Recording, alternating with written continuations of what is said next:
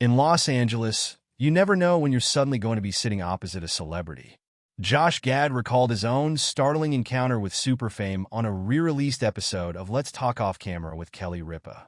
I had a girlfriend from college who was, when I had just arrived in LA out of school, Gad shared, who was like, "Hey, I saw that you're out here. My boyfriend and I would love to have you over.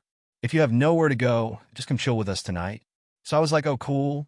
He lived in a real place called Mount Olympus. That is not just where Greek gods live, but where Hollywood gods live, Gad joked.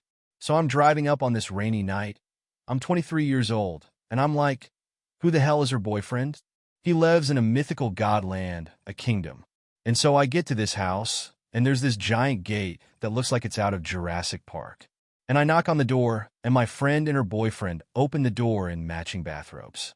And it is Jeff Goldblum. They invite me in, and he's like, "Oh, hey, you must be Josh." And I'm like, "I am Josh.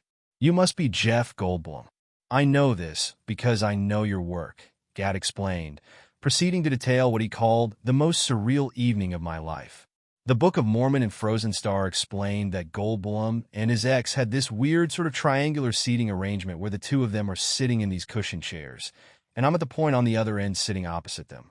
Jeff proceeds to engage me in a game of call-and-repeat acting, something called the Meisner technique. So he starts saying words and having me repeat them. And I'm pretty sure his ball sack wasn't hanging out, but was pretty close to it. Developed in the mid-20th century by Sanford Meisner, the acting technique departs from the more widely known technique to come out of the group theater, the method by de-emphasizing the role of memory in preparation for a scene, and placing a greater emphasis on the role of physicality.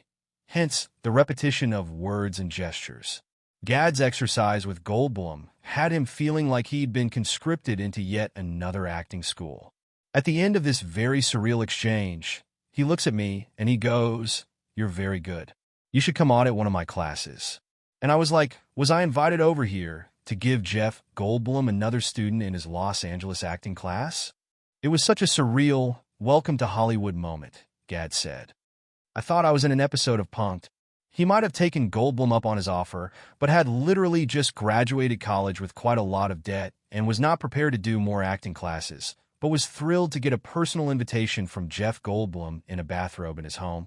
Gad went on to mount a successful career in film and television after his Tony-nominated run in The Book of Mormon, lending his voice to films like Frozen and A Dog's Purpose and animated musical series Central Park, and appearing in Murder on the Orient Express, comedy program History of the World, Part 2, and Peacock series Wolf Like Me.